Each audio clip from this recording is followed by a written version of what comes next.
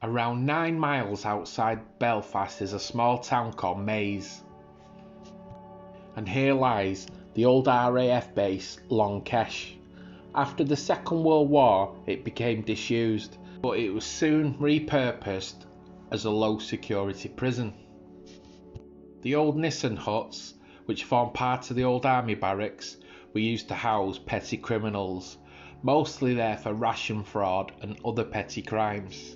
Over time, the prison got bigger and housed more and more dangerous prisons, and in 1971, Operation Demetrius was implemented by the Royal Ulster Constabulary and the British Army, with raids for 452 suspects on the 9th of August 1971. The RUC and Army arrested 342 Irish nationals, but key provisional IRA members had been tipped off, and 104 of those who were arrested were released when it emerged they had no paramilitary connections. Those behind Operation Demetrius were accused of bungling by arresting many of the wrong people and using out-of-date information. Following nationalist protests, some Ulster loyalists were also arrested. By 1972 there were 924 internees, and by the end of internment in 1975, 1,891 people had been detained, 94.6% of whom were Catholic Irish nationalists, and only 4% were Ulster Protestants. Initially they were housed in the Nissen huts, as I'd said, but as more and more dangerous prisoners came in, or internments, because they hadn't been convicted, they needed more secure premises, and that's when the H blocks were built. On this picture you can see where the H blocks were built in relation to the previous RAF Long Kesh. Life on H block was tough, with most inmates being Catholic Irish nationalists and most prison officers being largely Protestants. It got violent. Routinely they were beaten for no particular reason other than their political beliefs. It wasn't long before the first act of defiance reared its head. Initiated by Kieran Nugent, he refused to wear prison uniforms, stating that convicted criminals and not political prisoners wear uniforms. Not allowed their own clothes, they wrapped themselves in bed sheets. Prisoners participating in the protest were on the blanket. By 1978, more than 300 men had joined the protest. Every time someone on the blanket left the prison cell, they were beaten, unconscious, and thrown straight back in the cell. Eventually, the British government gave them wash basins in their own cells. In 1983, H.M.P. Prison Maze was considered one of the most escape-through prisons in Europe. In addition to a 15-foot fence, each H block was encompassed by an 18-foot concrete wall topped with barbed wire, and all gates on the complex were made from solid steel and were electronically operated. Prisoners had been planning the escape for several months. Bobby Story and Jerry Kelly had started working as orderlies in H7, which allowed them to identify weaknesses in the security systems.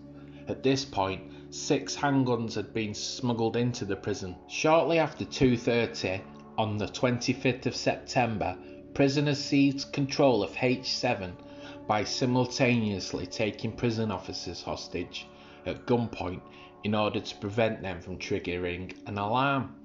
One officer was stabbed with a craft knife. Another was knocked down by a blow to the back of the head. One officer who attempted to prevent the escape was shot in the head by Jerry Kelly but survived. By 2:50 p.m, the prisoners were in control of H7 without an alarm being raised. A dozen prisoners also took uniforms from the officers, and the officers were forced to hand over their car keys and details of where the cars were for possible later use. A rear guard was left behind to watch over hostages and keep the alarm from being raised until they believed the escapees were well clear of the prison. When they returned to their cells at 3:25 p.m, a lorry delivering food supplies arrived at the entrance to H7, whereupon Brendan McFarlane and other prisoners took the occupants hostage at gunpoint and moved them inside H7. The lorry driver was told the lorry was being used in the escape, and he was instructed what route to take and how to react if challenged. Story told the driver, the man, Jerry Kelly, is doing 30 years and he will shoot you without hesitation if he has to. He has nothing to lose.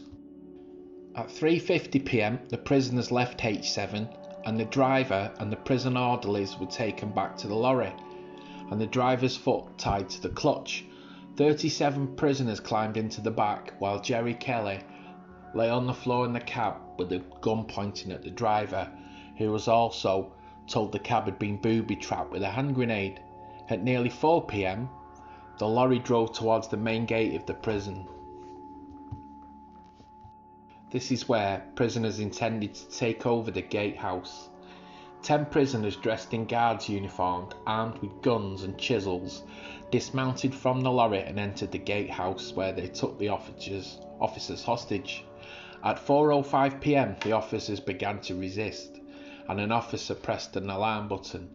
When the other staff responded via an intercom, a senior officer said while being held at gunpoint that the alarm had been triggered accidentally. By this time, the prisoners were struggling to maintain control of the gatehouse due to the number of hostages. Officers arriving for work were entering the gatehouse from outside the prison, and each were ordered at gunpoint to join the other hostages. Officer James Ferris ran from the gatehouse towards the pedestrian gate, attempting to raise the alarm.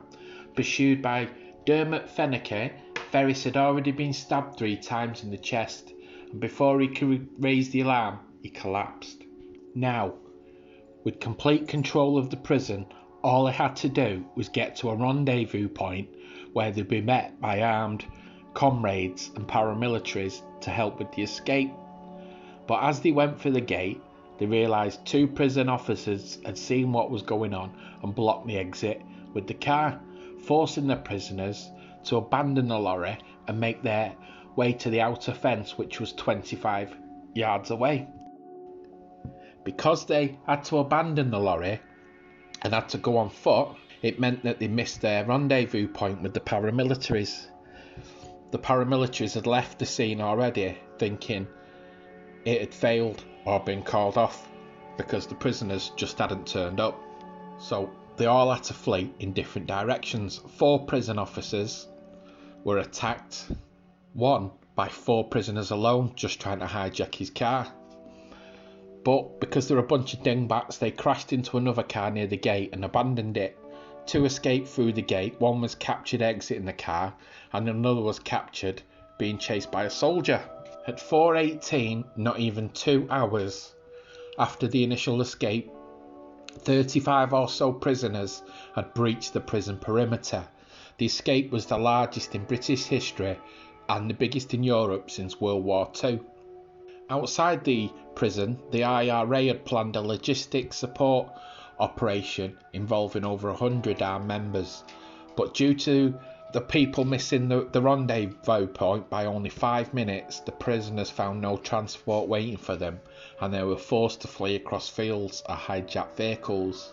The British Army and Royal Ulster Constabulary, the RUC, immediately activated a contingency plan, and by 4:25 p.m, a cordon of vehicle checkpoints were placed around the prison, and others were later in place at strategic placed positions across Northern Ireland, resulting in the recapture of 1 prisoner by just 11 p.m. 20 prison officers were injured in the escape, 13 were kicked and beaten, 4 stabbed and 2 shot. 1 prison officer, James Ferris, had been stabbed and died after suffering a heart attack during the escape. It just goes to show that no matter how secure and safe a prison is, or any security system, banking system, password system, the human element is always the weakest. And here they had hundreds of people locked up, willing to risk their own lives to get away. And with that in mind, you just can't win. You just can't secure them.